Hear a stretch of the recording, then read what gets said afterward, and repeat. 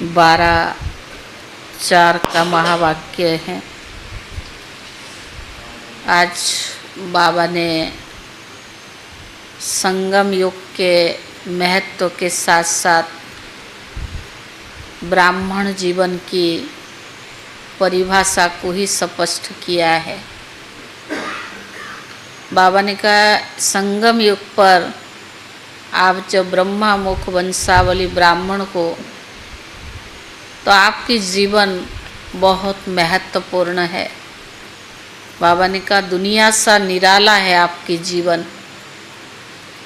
आधा कल्प हमने भक्ति किया, दान पुण्य किया, भगवान को प्राप्त करने के लिए न जाने क्या किया, लेकिन उसका जो फल है रिटर्न में हमें भगवान संगम युग पर देता है। वह भी ब्रह्मा मुख वंशावली ब्राह्मण बनाकर हमें मनुष्य से देवता यानी लायक बनाने का पुरुषार्थ कराता है। तो बाबा ने कहा दुनिया में कोई भी मनुष्य ज्ञान विज्ञान योग जो भी है उनको कुछ जानते ही नहीं है। ज्ञान किसको कहा जाता है, कौन देता है, सच्चा ज्ञान क्या है, वो मनुष्य नहीं जानता है। बाबा ने कहा तुम्हारा जीवन इतना निराला है, तुम ज्ञान विज्ञान को जानकर इतना नॉलेजफुल बन जाते हो, जिससे बाबा ने कहा तुम मनुष्य से देवता बनने की पुरुषार्थ करते हो। जैसे प्रश्न में बाबा ने कहा किस सहज पुरुषार्थ से तुम बच्चों की दिल सब बातों से हट जानी चाहिए। कौन सा सहज पुरुषार्थ जो सब बातों से दिल हट जानी चाहिए।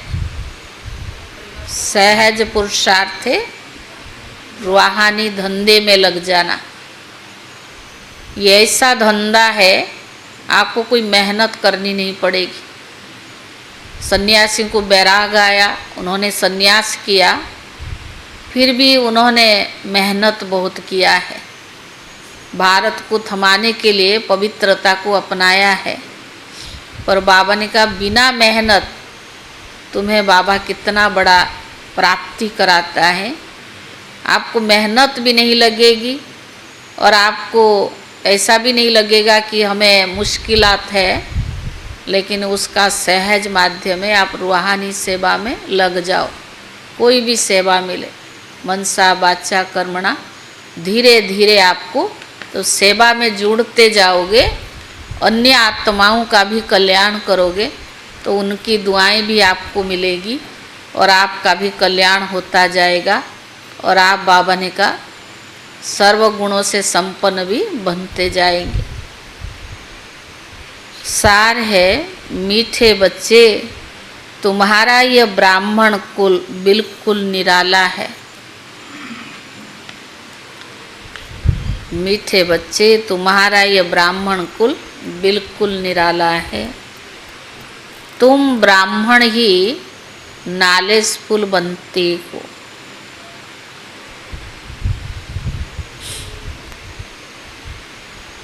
तुम ज्ञान विज्ञान और अज्ञान को जानते हो। बाबा ने कहा तुम ज्ञान विज्ञान और अज्ञान को जानते हो। प्रश्न है किस सहज पुरुषार्थ से तुम बच्चों की दिल सब बातों से हटती जाएगी। किस सहज पुरुषार्थ से तुम बच्चों की दिल सब बातों से हटती जाएगी।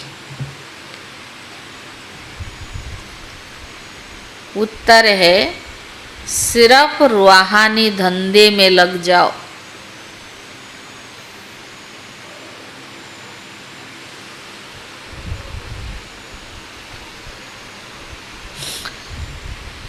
जितना जितना रूहानी सर्विस करते रहेंगे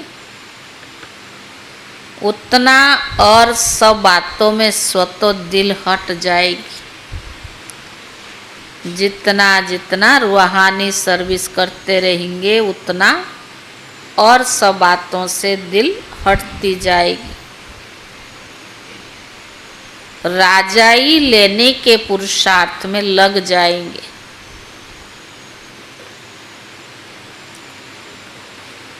परंतु रूहानी सर्विस के साथ साथ जो रचना रची है उसकी भी संभाल करनी है। परंतु रूहानी सर्विस के साथ साथ जो रचना रची है उसकी भी संभाल करनी है। गीत है, जो पिया के साथ थे उनके लिए ज्ञान का बरसात है। ओम शांति। पिया कहा जाता है बाप को। अब बाप के आगे तो बच्चे बैठे हैं, जानते हैं हम कोई साधु सन्यासी के आदि के आगे नहीं बैठे हैं। वह बाप ज्ञान का सागर, ज्ञान से ही सद्गति होती है। कहा जाता है ज्ञान, विज्ञान और अज्ञान। विज्ञान अर्थात देही अभिमानी बनना, याद की यात्रा में रहना, और ज्ञान अर्थात सृष्टि चक्र को जानना। ज्ञान विज्ञान अर्थात अज्ञान, इसका अर्थ भी मनुष्य बिल्कुल नहीं जानते हैं। अभी तुम हो पुरुषोत्तम संगम योगी ब्राह्मण, तुम्हारा ये कुल बिल्कुल निराला है, उसको कोई भी नहीं जानते हैं। शास्त्र में ये बातें नहीं है कि ब्राह्मण संगम पर होते हैं। यह भी जानते हैं प्रजापिता ब्रह्मा हो करके गया है, उसको आदि देव भी कहते हैं।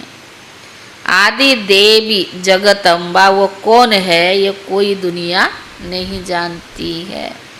तुम ब्रह्मा की मुख वंशावली होंगी। बाबा ने कहा वो कोई ब्रह्मा की स्त्री नहीं है। बाबा ने कहा ये अडॉप्ट करते हैं, तुम बच्चों को भी अडॉप्ट करते हैं। ब्राह्मणों को देवता नहीं कहेंगे। यहाँ ब्रह्मा का मंदिर है, वो भी मनुष्य है ना। ब्रह्मा के साथ साथ सरस्वती भी है, फिर देवियों के मंदिर है। सभी यहाँ के ही मनुष्य है ना। मंदिर एक बना दिया है। प्रजापिता की भी ढेर प्रजा होगी ना, अब सब बन रही है। प्रजापिता ब्रह्मा का कुल वृद्धि को भी पा रहा है अडॉप्ट धर्म के बच्चे। अब तुमको बेहद के बाप ने धर्म का बच्चा बनाया है।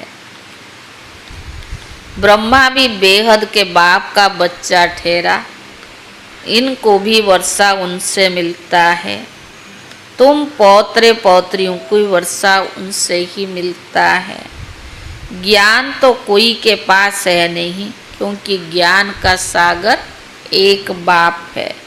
वह बाप जब तक न आए तब तक इसकी सद्गति होती नहीं है। अभी तुम भक्ति से ज्ञान में आए हो सद्गति के लिए। सतियों को कहा जाता है सद्गति, कलियों को कहा जाता है दुर्गति। तो बाबा ने कहा क्योंकि रावण राज्य है, सद्गति को राम राज्य भी कहते हैं, सूर्यवंशी भी कहते हैं। यथार्थ नाम सूर्यवंशी और चंद्रवंशी है। बच्चे जानते हैं हम सूर्यवंशी कुल के थे, फिर हम 84 जन्म लिए हैं। यह नॉलेज कोई शास्त्रों में नहीं हो सकती, क्योंकि शास्त्र है ही भक्ति मार्ग के लिए।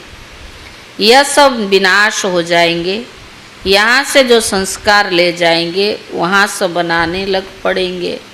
तुम्हारे में भी संस्कार भरे जाते हैं राजाई के लिए, तुम राजाई करेंगे। साइंस दान फिर उस राजाई में आकर जो हुनर सीखते हैं वो भी करेंगे। जाएंगे जरूर सूर्यवंशी चंद्रवंशी राजाई में। उनमें सिर्फ साइंस की ही नॉलेज होगी, वे उसके संस्कार ही ले जाएंगे। वह भी संस्कार है, वह भी पुरुषार्थ करते हैं। उनके पास ये विद्या है, तुम्हारे पास दूसरी इल्म नहीं है, दूसरी कोई इल्म नहीं है। तुम बाबा से राजाई लेंगे, धंधे आदि में वो संस्कार रहते हैं ना, कितनी किटकिट रहती है। परंतु जब तक वानप्रस्थ अवस्था नहीं हुई तब तक उनकी संभाल करनी पड़े, नहीं तो बच्चों को कौन संभालेंगे। यहाँ तो नहीं आकर सब बैठेंगे ना।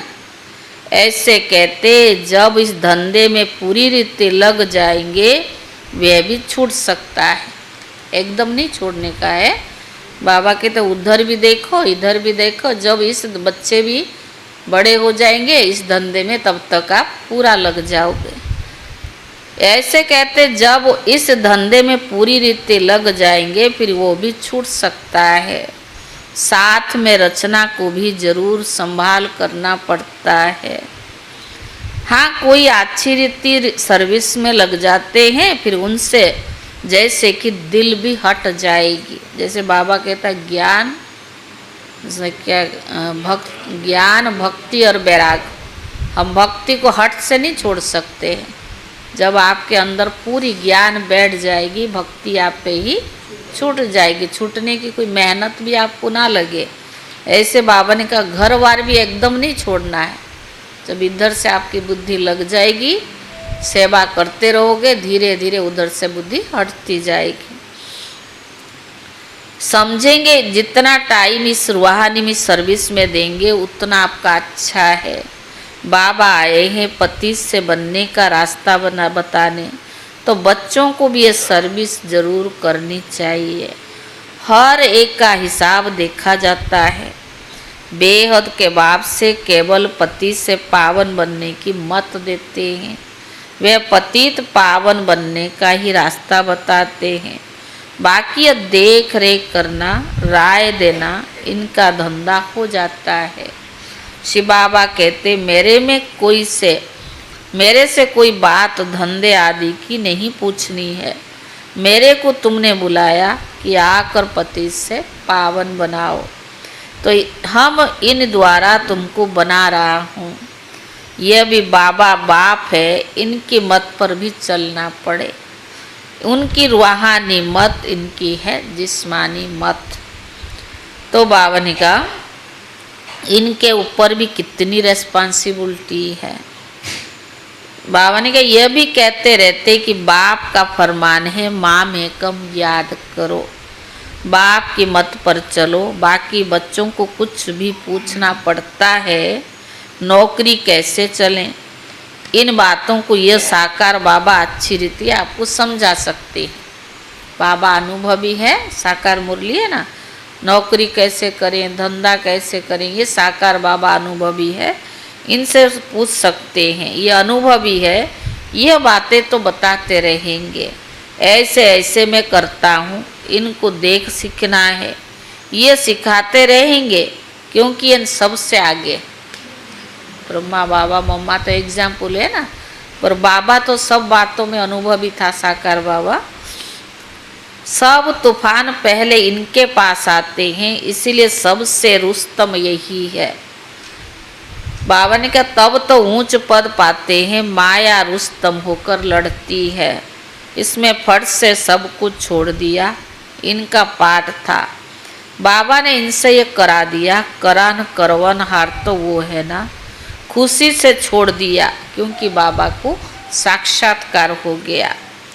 अब हम विश्व के मालिक बनते हैं, ये पाई पैसे की चीज़ में क्या करेंगे।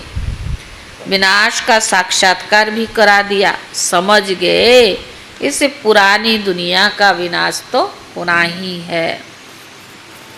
हमको फिर से राजाई मिलती है, तो फट से सब छोड़ दिया। अब तो बाप की मत पर बच्चों को चलना पड़े। बाप कहते मुझे याद करो, ड्रामा अनुसार भट्टी बननी थी। मनुष्य थोड़ी समझते कि इतने सब क्यों भागे। यह कोई साधु संत तो नहीं है, यह तो सिंपल है। इसने किसको भी भगाया भी नहीं है। मनुष्य मात्र की महिमा कोई है नहीं। महिमा है एक बाप की बास। बाबा ही आकर सबको सुख देते हैं, तुमसे बात करते हैं। तुम यहाँ किसके पास आए हो? तुम्हारी बुद्धि वहाँ, बाबा ने कहा, वहाँ भी जाएगी, यहाँ भी, क्योंकि जानते हो शिव बाबा रहने वाला तो वहाँ की है, पर अभी इनमें आए हैं। ब्रह्मातन में जब आते हैं तो बाप से हमको स्वर्ग का वर्षा मिलता है। कलयुग के बाद स्वर्ग जरूर आएगा। कृष्ण भी बाप से वर्षा लेकर जाए राजाई करते हैं। इसमें चरित्र की बात नहीं है। जैसे राजा के पास प्रिंस पैदा होता है, स्कूल में पढ़कर फिर बड़ा होकर गद्दी लेगा ना, तो बाबा ने कहा इसमें महिमा व चित्र की बात, चरित्र की बात नहीं है। ऊंचते ऊंचा तो एक बाप ही है। महिमा उनकी होती है, यह भी उनका परिचय देते हैं। अगर वह कहे मैं कहता हूँ तो मनुष्य समझेंगे कि अपने लिए कहते हैं। यह बातें तुम बच्चे ही समझते हो। भगवान को कभी मनुष्य नहीं कह सकते हैं। वह तो एक ही निराकार है और वो परम धाम में रहते हैं। तुम्हारी बुद्धि ऊपर में जाती है, फिर नीचे भी आती है। बाबा दूर देश से पराये देश में आकर हमको पढ़ाकर फिर चले जाते हैं। खुद भी कहते मैं आता हूँ सेकंड में, देरी नहीं लगती है। आत्मा भी सेकंड में एक शरीर छोड़कर दूसरे में जाती है। कोई देख न सके, आत्मा बहुत तीखी है। गाया भी हुआ है सेकंड में जीवन मुक्ति। रावण राज्य को जीवन बंधन राज्य कहेंगे। बच्चा पैदा हुआ और बाप का वर्षा मिला। तुमने भी बाप को पहचाना और स्वर्ग के मालिक बने। फिर नंबरवार मर्तबे पुरुषार्थ अनुसार बाबा तो बहुत अच्छी रीति समझाते रहते हैं। दो बाप है, एक है लौकिक बाप और दूसरा है पारलौकिक बाप। गाते भी है दुख में सिमरण सब करे, सुख में करे ना कोई। तुम जानते हो हम भारतवासियों को जब सुख था तो सिमरण नहीं करते थे। फिर हमने 84 जन्म लिए। आत्मा में खाद पड़ती है तो डिग्री कम होती जाती है। 16 कला संपूर्ण, फिर 14 कला कम, 2 कला, 16 कला संपूर्ण, फिर 2 कला कम हो जाती है। कम पास होने के कारण राम को बाण दिखाया है। श्री कृष्ण 16 कला संपूर्ण और राम 14 कला। कम पास होते तो 2 कला कम होने से बाण दिखाया है।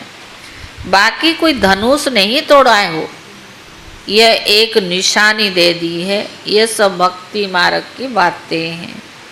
भक्ति में मनुष्य कितना भटकते हैं। अब तुमको ज्ञान मिला है, भटकना बंद हो जाना चाहिए। है शिव बाबा कहना, यह पुकारने का शब्द है। तुमको तो है शब्द नहीं कहना है। बाप को याद करना है। चिल्लाया तो गया, है भगवान, है शिव बाबा। ये चिल्लाए तो इसको कहेंगे, चिल्लाए तो क्या कहेंगे? तो बाबा ने कहा भक्ति का अंश आ गया है। भगवान कहना भी भक्ति की आदत है। बाबा ने थोड़ी कहा है भगवान कहकर याद करो। बाबा तो कहते बच्चे अंतर्मुखी होकर मुझ बाप को याद करो।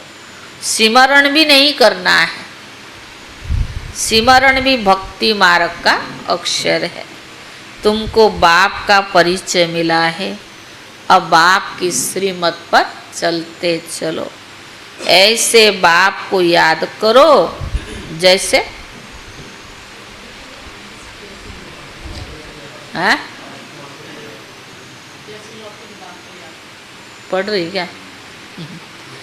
ऐसे याद करो जैसे लौकिक बच्चे देहधारी बाप को याद करते हैं। खुद भी देह अभिमान में है तो याद भी देहधारी बाप को करते हैं। पारलों के बाप तो है ही देही अभिमानी, इसमें आते हैं तो देह अभिमान नहीं होते हैं। कहते हमने ये लोन लिया है तुमको ज्ञान देने के लिए, ये लोन लेता हूँ, ज्ञान सागर हूँ, परंतु ज्ञान कैसे दूँ? गर्भ में तो तुम जाते हो, मैं थोड़ी गर्भ में जाता हूँ। मेरी गत मत न्यारी है, बाप इसमें आते हैं, यह कोई नहीं जानते हैं। कहते हैं ब्रह्मा द्वारा स्थापना, परंतु कैसे ब्रह्मा द्वारा स्थापना करते हैं? क्या प्रेरणा देंगे? बाप कहते मैं साधारण तन में आता हूँ, उसका नाम ब्रह्मा रखता हूँ। क्योंकि सन्यास करते हैं ना, तुम जानते हो अभी ब्राह्मणों की माला नहीं बन सकती है, क्योंकि टूटते रहते, अवस्था ऊपर नीचे होती है ना। जब ब्राह्मण फाइनल बन जाते हैं तब उनकी रुद्र माला बनती है, फिर विष्णु की माला में जाते हैं। माला में आने के लिए क्या चाहिए? कैसे माला में आओ? हैं? याद की यात्रा चाहिए। अभी तुम्हारी बुद्धि में है कि हम सो पहले सतो प्रधान थे, फिर हम सतो प्रधान से तमो प्रधान में आते हैं। हम सो का अर्थ है ना, ओम का अर्थ अलग, ओम माना आत्मा, फिर भी वही आत्मा कहती है हम सो देवता, हम सो क्षत्रिय, वैश्य, शूद्र। वह लोग फिर कह देते हम सो आत्मा सो परमात्मा है। तुम्हारा ओम और हम सो का अर्थ बिल्कुल अलग है। हम आत्मा है, फिर आत्मा वर्णन में आती है। हम आत्मा सो पहले देवता क्षत्रिय बनते हैं। ऐसे नहीं कि आत्मा सो परमात्मा। ज्ञान पूरा न होने के कारण अर्थ मूंझा दिया है। अहम ब्रह्मस्थि कहते हैं, यह भी रॉन्ग है। बाबा कहते मैं रचना का मालिक तो बनता नहीं हूँ, हम रचना के मालिक तुम हो, विश्व के मालिक तुम बनते हो। ब्रह्म तो तत्व है, तुम आत्मा सु रचना के मालिक बनते हो। अभी बाप सब वेद शास्त्रों का अर्थ बैठ सुनाते हैं।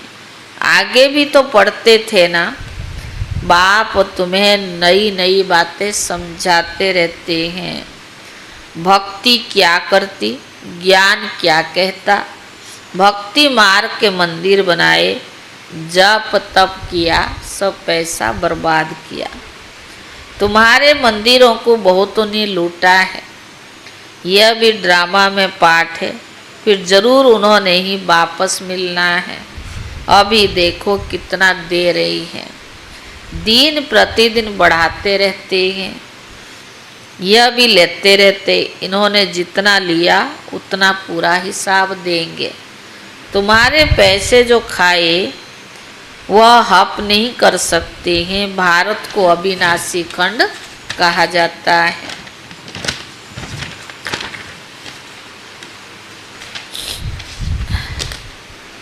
बाप का और बर्थ प्लेस है ना, यहाँ ही बाप आते हैं। बाप के खंड से ही ले जाते हैं तो वापिस देना पड़े।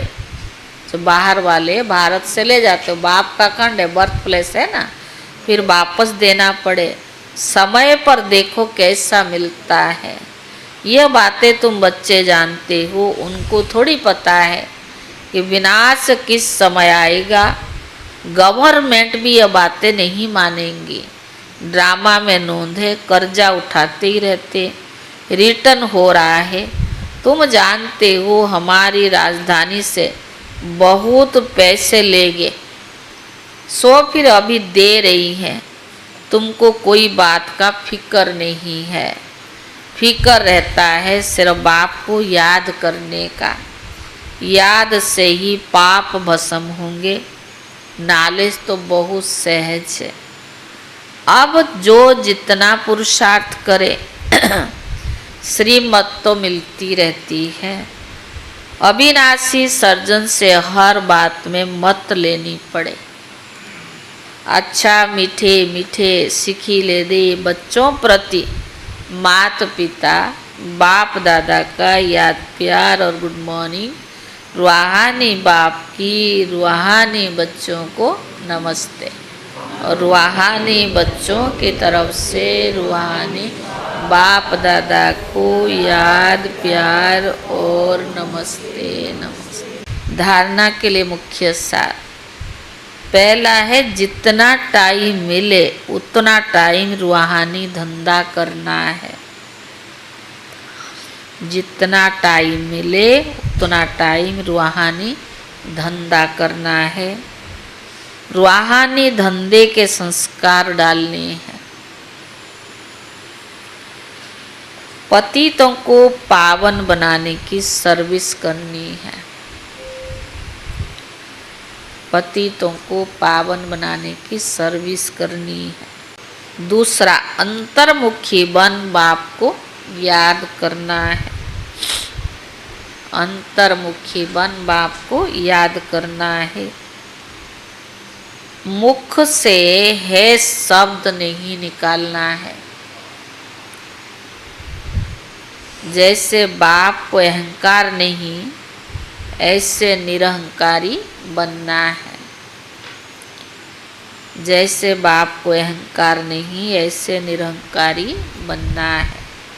वरदान, मनसा संकल्प बा तूफा बा वृत्ति द्वारा श्रेष्ठ वाइब्रेशन ही खुशबू फैलाने वाले वरदान है। मनसा संकल्प या वृत्ति द्वारा श्रेष्ठ वाइब्रेशन की खुशबू फैलाने वाले शिव शक्ति कंबाइंड भव। मनसा संकल्प व वृत्ति द्वारा श्रेष्ठ वाइब्रेशन की खुशबू फैलाने वाले शिव शक्ति कंबाइंड भव। जैसे आजकल स्थूल खुशबू के साधनों से चंदन, गुलाब, चंदन व भिन्न भिन्न प्रकार की खुशबू फैलाते हैं। जैसे आजकल स्थूल खुशबू के साधनों से जैसे गुलाब, चंदन व भिन्न भिन्न प्रकार की खुशबू फैलाते हैं, ऐसे आप शिव शक्ति कंबाइंड बन मनसा संकल्प व वृत्ति द्वारा सुख शांति प्रेम आनंद की खुशबू फैलाओ। रोज अमृत बेले भिन्न भिन्न श्रेष्ठ वाइब्रेशन के फाउंडेशन के माफी के आत्माओं के ऊपर गुलाब बासी डालो। सिर्फ संकल्प का ऑटोमेटिक स्विच ऑन करो तो विश्व में जो अशुद्ध वृत्तियों की बदबू है वह समाप्त हो जाएगी। स्लोगन, सुखदाता द्वारा सुख का भंडार प्राप्त होना यही उनके प्यार की निशानी है। सुखदाता द्वारा सुख का भंडार प्राप्त होना यही उनके प्यार की निशानी है। अव्यक्त इशारे। कंबाइंड रूप की स्मृति से सदा विजयी बनो। अव्यक्त इशारे हैं, कंबाइंड रूप की स्मृति से सदा विजयी बनो। जितनी शक्तियों की शक्ति है उतनी ही पांडवों की भी विशाल शक्ति है। इसीलिए चतुर्भुज रूप दिखाया है। शक्तियाँ और पांडव इन दोनों के कंबाइंड रूप से ही विश्व सेवा के कार्य में सफलता प्राप्त होती है। इसलिए सदा एक दो के सहयोगी बन कर के रहो, जिम्मेवारी का ताज सदा पड़ा रहे। बाबा ने कहा कोई भी हो, बाबा के जैसे बाबा ने कहा ना, अगर इस धंधे में लग जाओगे तो छूट जाएगा, इसे सहयोगी बन कर के रहो तो जिम्मेवारी का ताज सदा पड़ा रहे। हम कौन है? विश्व कल्याणकारी है। बाबा ने कितनी हमें जिम्मेवारियां दी है, कितनी हमें टाइटल्स दी है। अगर ये स्मृति रहे तो बाबा ने कहा जब सहयोगी बन कर के करे तो जिम्मेवारियों का ताज सदा पड़ा रहे। ओम शांति।